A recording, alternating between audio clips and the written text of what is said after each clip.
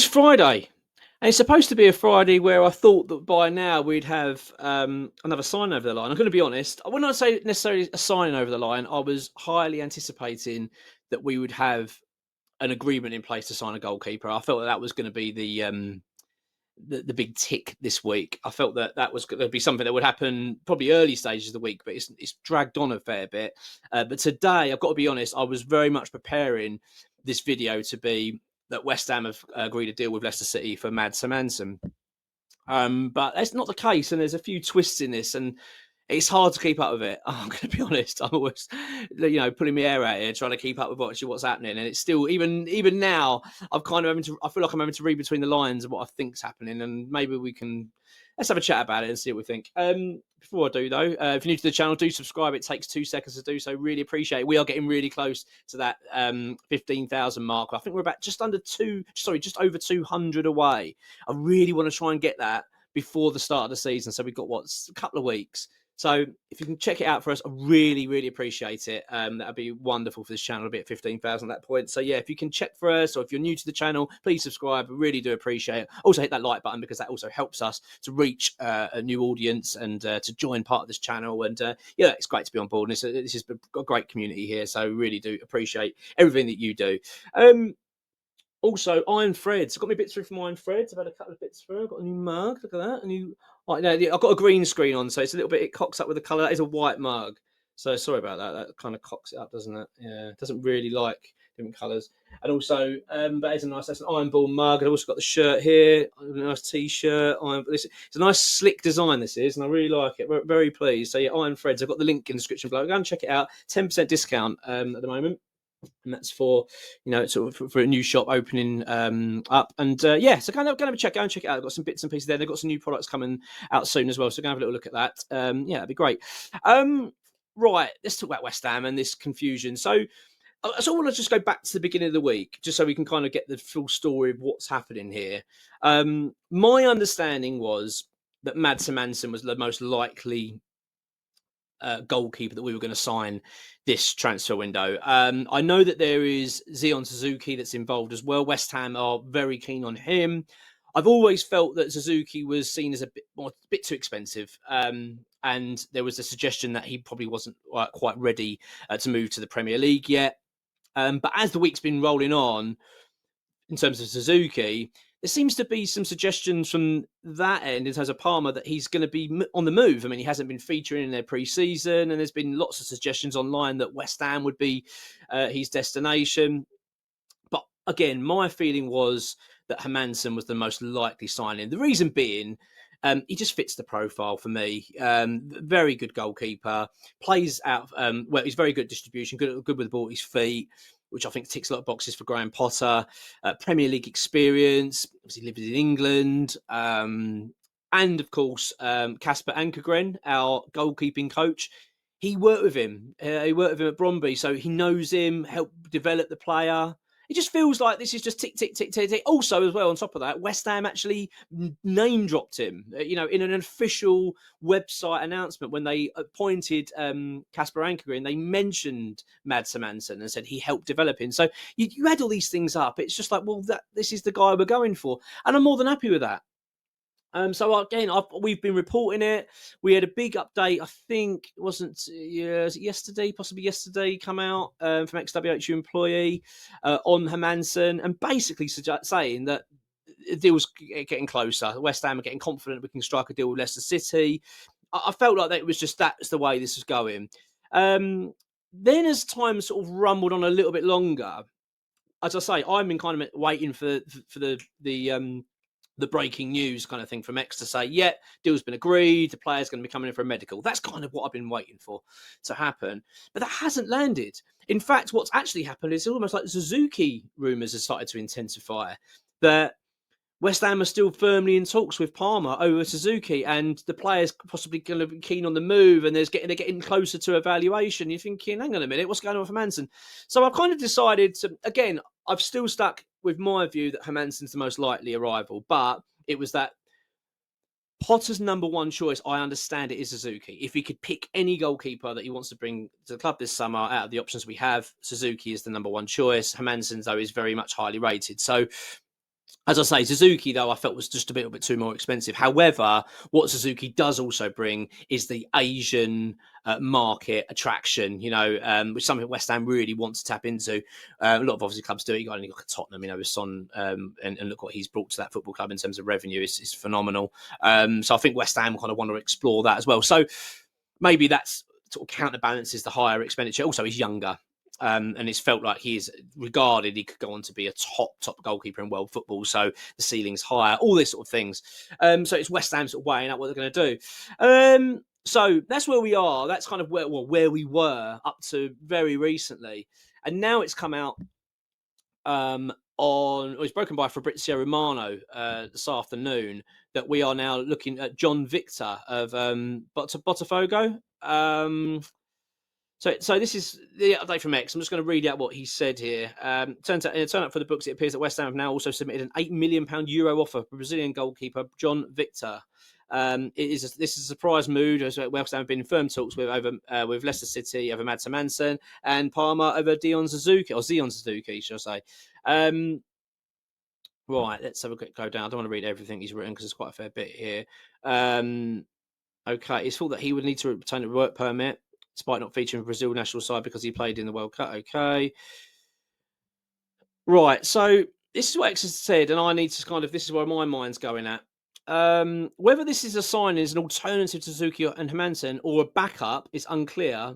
But with Areola still at the club, Foderingham and Finn Herrick and Mason Terry, it seems a bit of a strange signing. Now, the latest X has said on this, it's thought that the club has been offered, has been offered to the club by an agent.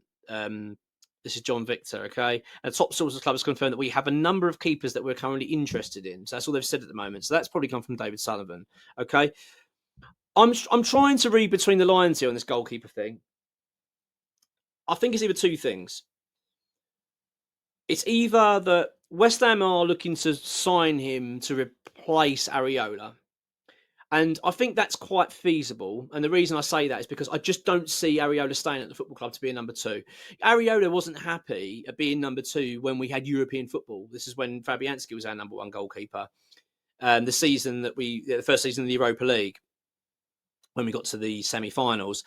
That season, Fabianski was our number one goalkeeper and Areola was number two. So he was playing European football and all the domestic cups, and he really wasn't happy. He wanted to be the number one goalkeeper. So I really struggle to see Areola being accepting of the fact that he's now going to be demoted, because he's going to be number two, let's be honest. There's no way, especially after his performances so far in pre-season, that he is going to be regarded as someone that Potter's going to consider. It just isn't. You can just sense that's not the case. So it could be feasible that West Ham are now planning to replace Areola. But then the counter-argument, which I think is a strong counter-argument to that, is that West Ham aren't going to be buying a goalkeeper before selling Areola. We know our finances are tight. We know that why would we do that? Why would West Ham go and risk, let's go and spend €8 million on a goalkeeper to replace this guy we haven't sold yet? And let's be honest, we're struggling to sell players. I feel like the markets, it's not easy. Football markets don't seem easy at the moment. It's tough. And we are struggling to sell players. We've struggled to offload players. We even struggled to sell Kudus. Let's be honest. A player of that quality, and we still, we only had Tottenham, the only team that came in for him after all the kind of expectation that we might get Liverpool, we might get Arsenal. There'd be a few clubs abroad, Saudi clubs would be interested. No one was interested. Tottenham were the only club that came in for him. Despite what he bangs on about, was it? It's always been only Spurs. It's always been Spurs. It was only Spurs, mate. It's the only reason he went there. So my point is, I don't see West Ham signing another goalkeeper to replace someone on the basis that they're going to sell Areola. I just don't think we'd do that. So I'm kind of struggling to believe that that's the case, that we're buying a replacement for Areola. The other view that I think could be, this is what I think it possibly could be, and I might, this is purely my view. I'd like to know what you think. But I think maybe that West Ham are using this as a as a way of negotiation to try and drive some prices down. Maybe that we are trying to get Suzuki or Hermansen, let's say both, and we're trying to get those prices down. And we say, but you know what? If you don't muck around, we're just going to go and buy another goalkeeper. And maybe this is us doing that we've just gone and put a bid in, and suddenly it's all over the press. It's all Fabrizio Romano knows about it. We've let him know. He's reported it. Bang. And now it might make them go, oh, well, hang on. Oh, okay, hang on. We'll come back to the table. We'll drop our price.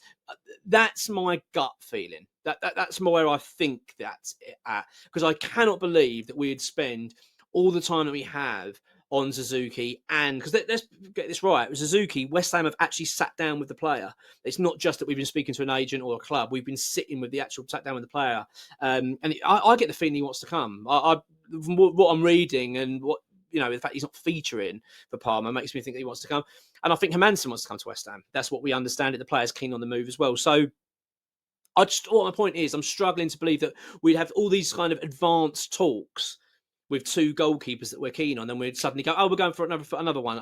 I think this could be a way of us trying to get the price down. That's where my mind is at with this, and I still think we're going to end up for Hermansen.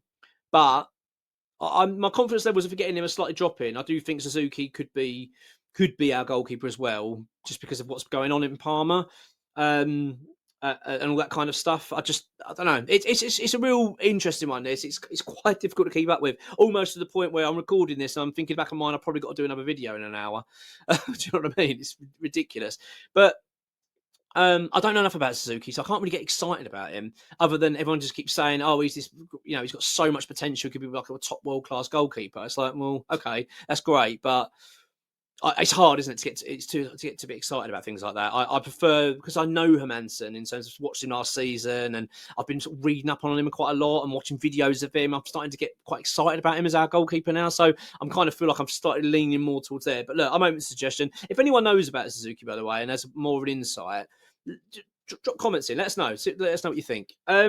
Yes, that's where we are, the goalkeeper situation, which is basically I ain't got a bloody clue.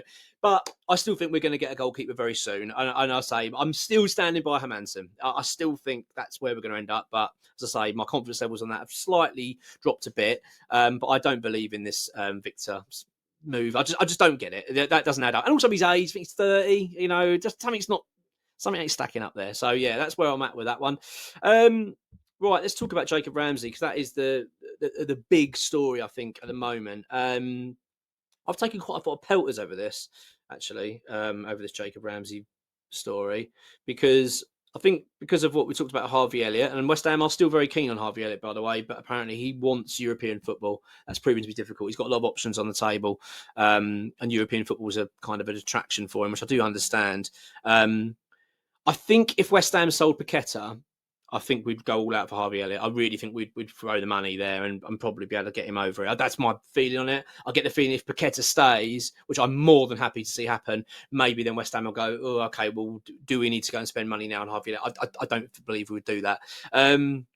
Let's wait and see. I still think there's some more twists and turns in this transfer window yet. I'm certain there will be. Right, let's talk about Jacob Ramsey. So, as far as we understand it, I'm just going to read out X's update on this. Okay, so we were told that the player wasn't keen on a move to West Ham and he wanted to stay at his boyhood club, i.e. Villa. However, it appears now that Villa are now looking to sell him. So just before I elaborate on that, Villa aren't selling him because they're sick of him and want him out or anything like that. He's a problem. They love Jacob Ramsey, but I think out of all the players they've got in that position in the midfield, he's the most sensible because they need to raise funds. Villa aren't very good at the moment in financial situation. They've just sold their women's team to themselves to sort out PSR, but they're still they got their money's tight, so they need to make some player sales. So I feel like this is the one that West Ham are trying to capitalise on. So it says that the player may have to now accept that he needs to move, and with Will Salthouse as his agent, good old Will, we know that he will promote a move to West Ham. He has been made our number one target in midfield now, and we plan to meet with the player again in the coming days. It is thought also that Aston Villa will entertain a reasonable offer. I don't know what reasonable offer means. I originally heard about 25-30 million pound. I think that's too light. I think it's going to be probably between possibly close to 35 million pounds.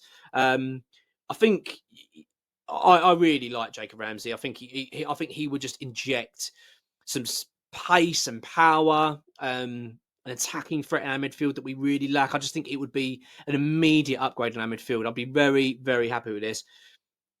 I think we're going to get him. You know, I'm not. I just this is my gut feeling on it. I just get the feeling we're going to get that deal done. Something tells me that's going to happen. I think there's something going to happen there.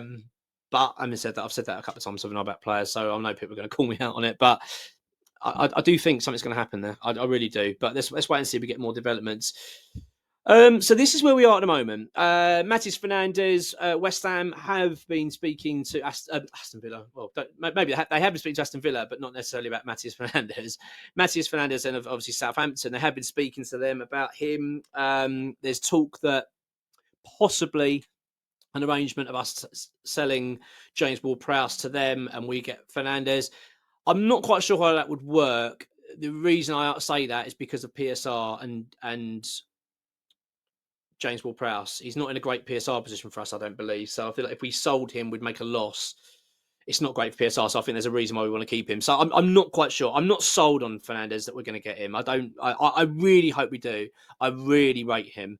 I think he was excellent for Southampton. He was their one shining light, I think, last season in the Premier League. So I would really like him, but I think he's got so many options. I think it's George Mendes is his agent, is it? So I feel like he would likely push him to move abroad anyway. I'm not confident on that one at the moment. That's my gut feeling. I'd love it to happen, but I just don't think it will. I think Jacob Ramsey's a real goer, and the goalkeeper situation. Well, I mean, it's anyone's guess at the moment, but I'm still sticking with Hermansen, as I say. I don't know how long this video is going to last in terms of being outdated. It feels like things are chopping and changing at the moment, quite a fair bit with West Ham, but let's wait and see. I hope that we're going to get some really positive news soon. It feels like things are happening at West Ham. But it'd just be nice to see something sort of get over the line, wouldn't it? That would be fabulous. But yeah, look, have a good one. Enjoy the rest of your Friday, whatever you're doing, and we'll catch up over the weekend. Of course, we've got a Bournemouth, haven't we, on Sunday, which will be our final game in the States before we head back home. Which should be good. Looking forward to it. Really be good when it's end on a win, another win on Everton. But let's wait and see. Yeah, have a good one. Enjoy your Friday, and I'll catch up with you shortly. Take care. Come on, your ones.